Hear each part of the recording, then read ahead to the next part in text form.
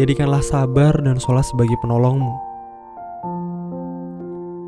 Dan sesungguhnya yang demikian itu sungguh berat. Kecuali bagi orang-orang yang khusyuk, yaitu orang-orang yang meyakini bahwa mereka akan menemui Tuhannya dan bahwa mereka akan kembali kepadanya. Al-Quran Surat Al-Baqarah ayat 45-46. Kita seringkali mencari pertolongan kesana kemari saat kita ditimpa masalah.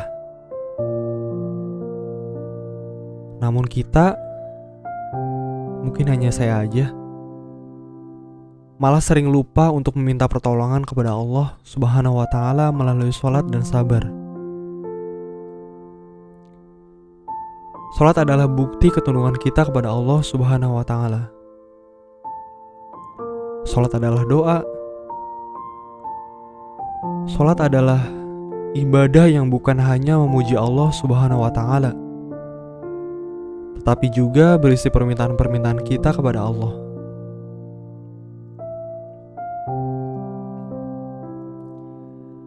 Alangkah indahnya dalam sujud dan ruku kita mensucikan dan memuji Allah sebagai simbol ketundukan dan ketaatan kita kepada Allah.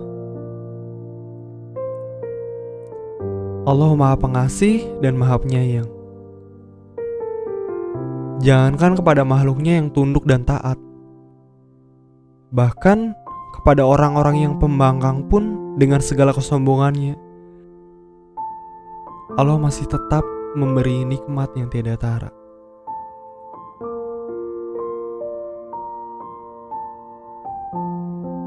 Mungkin kita perlu membenahi sholat kita agar sesuai dengan syariat, menjalankannya dengan penuh kekhusyuan.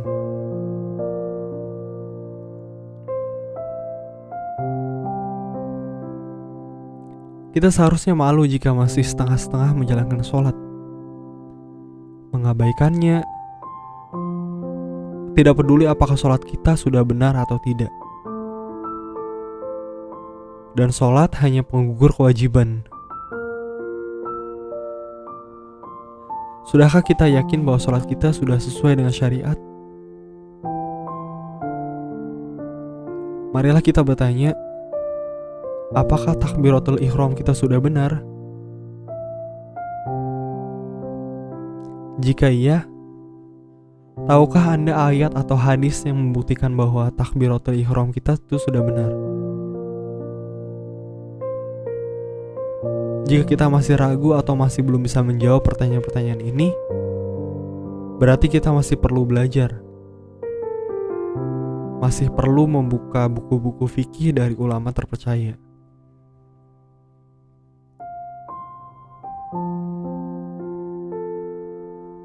Bukan sembarang sholat yang akan menjadi penolong kita. Dalam ayat tersebut disebutkan bahwa orang yang bisa menjadikan sabar dan sholat sebagai penolong ialah mereka yang khusyuk. Tidak ada ukuran baku dalam sholat khusyuk. Oleh karena itu, kembali kita meminta kepada Allah Subhanahu wa Ta'ala agar menjadikan sholat kita dengan khusyuk.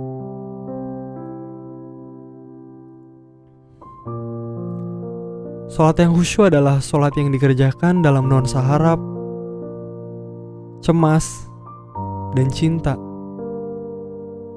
serta dengan takbir yang sempurna.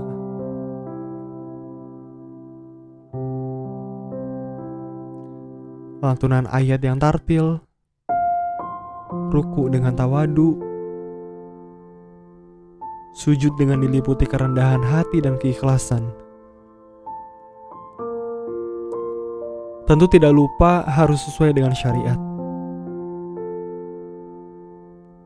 Sebagai tips agar sholat kita lebih khusyuk, yaitu dengan menganggap bahwa sholat yang kita lakukan adalah sholat yang terakhir, seperti yang disabdakan oleh Rasulullah SAW. Jika kamu berdiri untuk melaksanakan sholat, maka sholatlah seperti sholatnya orang-orang yang akan berpisah atau meninggal. Hadis riwayat Ibnu Majah.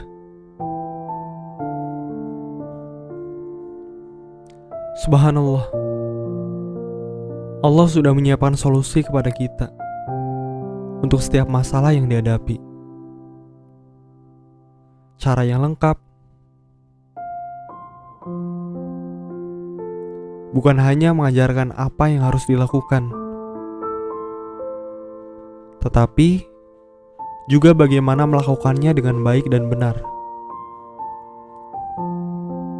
Masihkah kita takut dengan masalah?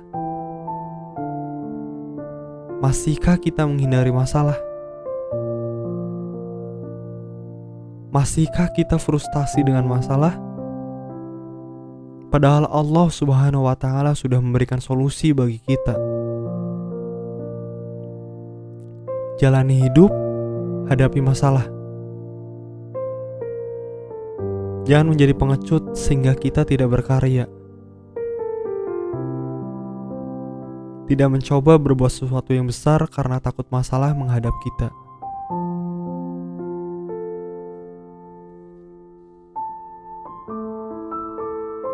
Banyak pemuda yang enggan menikah karena alasan belum siap. Padahal solusi sudah disiapkan oleh Allah Subhanahu wa Ta'ala. Banyak orang yang tidak mau memikul beban dakwah, padahal solusi sudah disiapkan oleh Allah Subhanahu wa Ta'ala.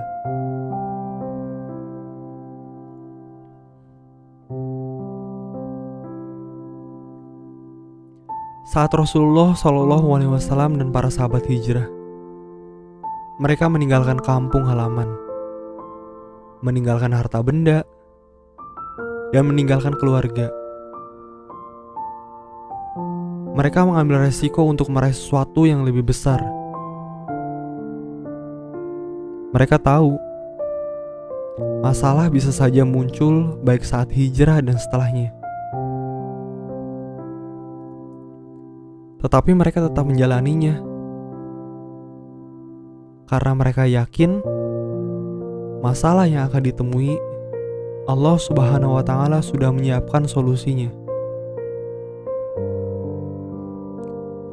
Rasulullah SAW selalu menjadikan sholat sebagai solusi berbagai masalah, seperti yang kita baca dalam berbagai riwayat.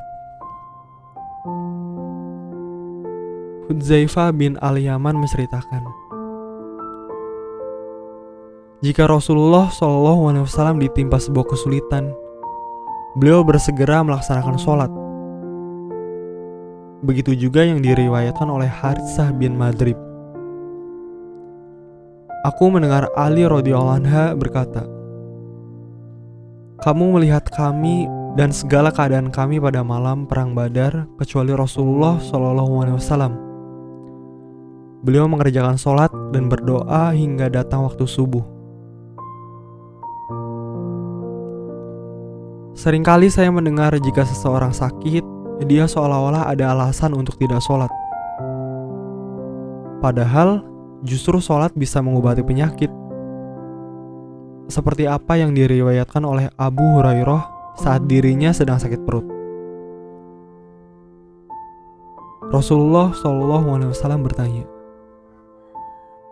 apa kamu sakit perut? Ia menjawab, benar. Beliau bersabda, berdirilah dan kerjakan sholat. Sesungguhnya dalam sholat itu terdapat kesembuhan. Allahu Akbar. Marilah kita hadapi hidup dengan tegar. Biarkan masalah datang. Tidak usah kita hindari, apalagi lari dari masalah. Saat kita lari dari masalah, sebenarnya hanya menuju ke masalah yang lain yang mungkin saja lebih besar dari masalah yang kita hadapi saat ini.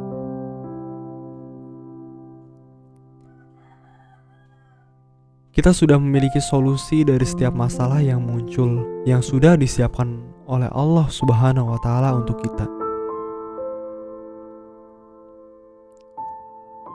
Marilah kita jalani hidup dengan lebih semangat dan optimis. Tidak ada alasan untuk tidak.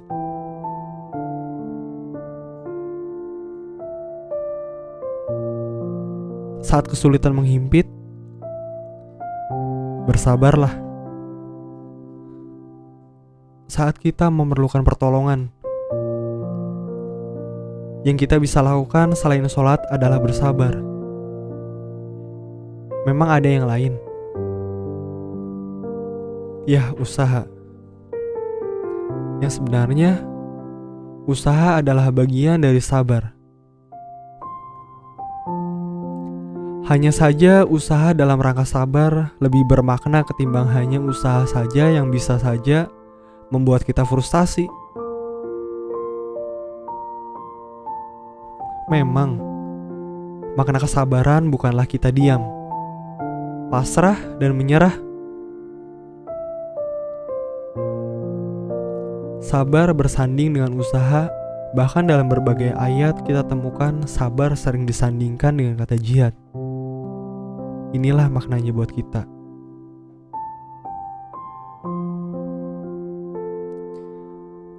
Hai orang-orang yang beriman, bersabarlah kamu dan kuatkanlah kesabaranmu. Dan tetaplah bersiap siaga di perbatasan negerimu. Dan bertakwalah kepada Allah supaya kamu beruntung. Al-Quran, Surat Al-Imran ayat 200. Jadi, janganlah cepat menyerah. Majulah terus, usahalah terus. Sebab, jika kita sabar, insya Allah Subhanahu wa Ta'ala akan menolong kita, karena ini yang diperintahkannya kepada kita.